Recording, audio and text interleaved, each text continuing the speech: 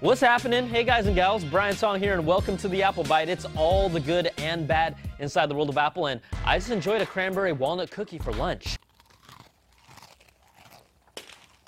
Now we start off with really the story of the week from 9 to 5 Mac, who's been all over it lately, and images of what they claim to be the back panels for the next-gen iPhone, and there are a lot of details that can be pulled from this if they're in fact the real deal. Now these potential images show the black and white versions with a larger portion of the backing made of metal. You'll see the slight difference in color and material could be a stylistic choice or the current prototype design. But it also looks like the metal antenna band from the 4 and 4S design has now been embedded into the panel.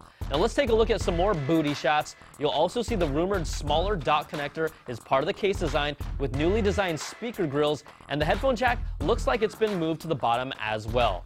There's also a microphone between the rear camera and flash to possibly capture better audio.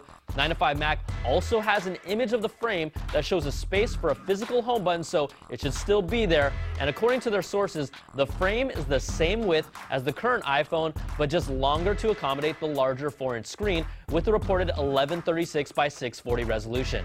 Now, a full frontal image of what's claimed to be the next-gen black iPhone also shows the FaceTime camera has moved and will be centered above the earpiece.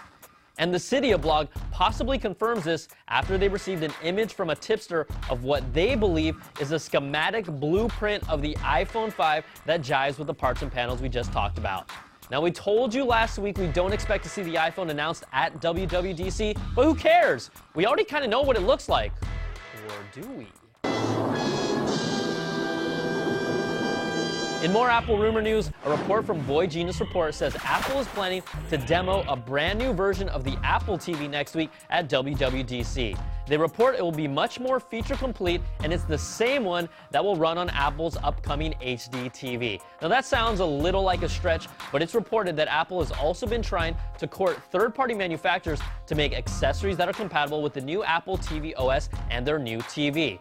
Now, the Big A is also ready to unveil their new Maps app. Boy Genius Report says it has a new user interface and a brand new navigation bar in order to see the 3D maps. You'll just need to peel back the bottom corner like you do with the current maps to access the button. We'd also like to thank them for the blurry top secret spy pictures, because now I know what it's like to have my mom's eyeballs.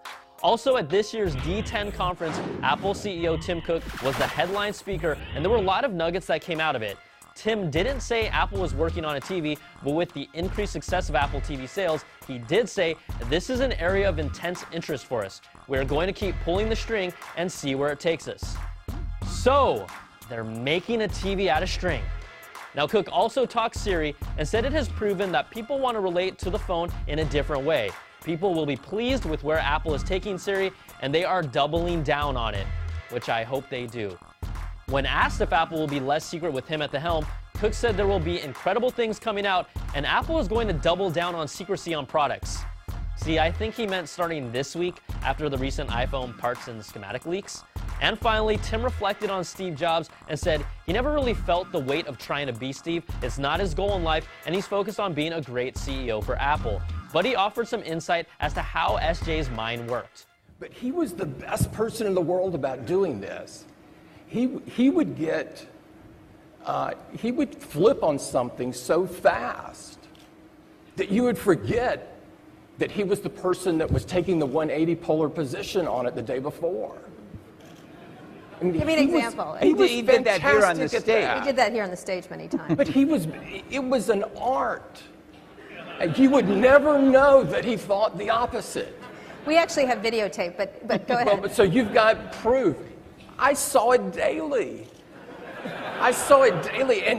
And this is a gift because things do change.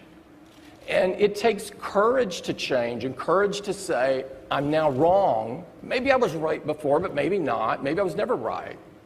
It takes courage to do that, and I think he had that. See, that sounds just like my boss, and if I'm no longer here for future episodes of the Apple Byte, you'll know why.